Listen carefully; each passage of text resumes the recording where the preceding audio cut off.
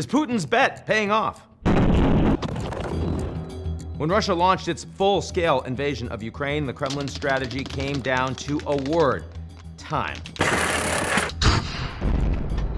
Russia had time to fight a grinding, bloody battle of attrition, time to wait for war fatigue to settle in among Western allies, time to let global attention fade from the headlines. And over 2 years later, that plan seems to be working at least as well as Putin could have hoped. Political infighting in Washington led to a 6-month delay in delivering military aid. That's an opening that Russia exploited. And as global attention and diplomatic efforts turned to Gaza and the Middle East, Ukraine started losing the war. In recent weeks, Moscow's troops have pushed into the northeast and are closing in on the country's second-largest city, Kharkiv. And that means Kiev is now using precious troops and weapons to defend an area it already clawed back in 2022. The gap in air defenses has allowed Russia to ramp up attacks on Ukrainian ports and agriculture, threatening global food security.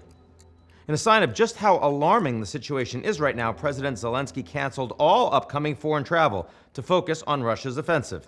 That's all to say the $61 billion in military aid recently passed by Congress can't come soon enough for the Ukrainians. Battlefield conditions are so dire that a high-level intelligence briefing apparently convinced conservative Speaker of the House Mike Johnson to reverse his positions and push for the military package. I really do believe the intel and the briefings that we've gotten. I think that Vladimir Putin would continue to march through Europe if he were allowed. I think he might go to the Balkans next. I think he might have a showdown with Poland or one of our NATO allies. To put it bluntly, I would rather send bullets to Ukraine than American boys. That's a risk European leaders are increasingly talking about: a Russian win in Ukraine and an emboldened Moscow bringing the specter of war to NATO's backyard.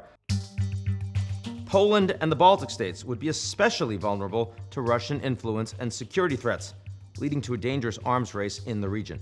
For now, the United States military aid will help Ukraine pay for a few months' worth of artillery and air defense, as well as training for Ukrainian troops on advanced weapons systems. And in the meantime, Secretary of State Antony Blinken is working to reassure Ukraine and its allies that the U.S. is committed for the long haul, that funding will continue. The time can be an asset if you look at the big picture. We sometimes hear that time is on Putin's side. In fact, Russia's been losing the battle to control Ukraine's destiny for 20 years. And Putin has it wrong. Time is on Ukraine's side. As the war goes on, Russia is going back in time.